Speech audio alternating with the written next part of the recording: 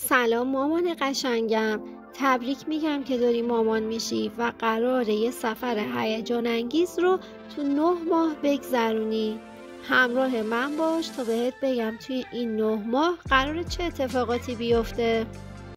توی این ویدیو میخوایم در مورد هفته 27 بارداری صحبت کنیم. الان نینی اندازه یه گرمک کوچیکه. دیگه چاق‌تر شده، ماهیچه هاش دارن رشد میکنن. فضای رحم تنگتر میشه. نینی با پاها و مشت ضربه های تیز به شکم میزنه. اگه دراز بکشید میتونین حرکاتشو از روی شکم نگاه کنین.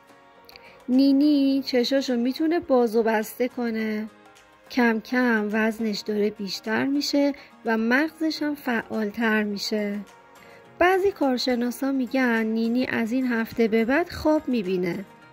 بعضی وقتا سکسکه میزنه و شما هم متوجه میشین. مامانم کم کم ترکای پوست شما سر و کله‌شون پیدا میشن. رحمتون بزرگتر شده و حسابی تو شکمتون بالا رفته. یکم به قفسه سینه‌تون فشار میاد و احساس تنگی نفس میکنین. خوابیدن به دلیل حرکات نینی براتون سخت شده. این روزا هیجان بیشتری دارین.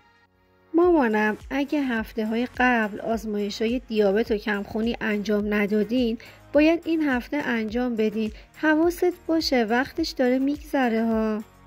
اگه آخرین واکسن کوزازی که زدی 10 سال پیش بوده، الان وقتشه که به ماما و پزشک بگی تا برات بزنن.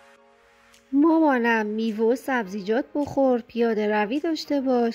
هر موقع انقباضات کاذب تو شکمت داشتی استراحت کن و مایعات کافی استفاده کن. اگه سر کار میری کم کم در مورد مرخصی زایمان تحقیق کن. علائم خطر: سردرد شدید، تهوع، استفراغ، درد زیر دنده ها، ورم ناگهانی دست و صورت، تاری دید، تشنگی زیاد یا تکرر ادرار.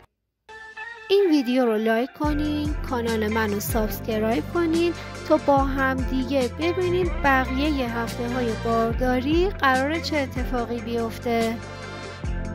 ممنونم ازتون، مواظب نینیاتون باشین.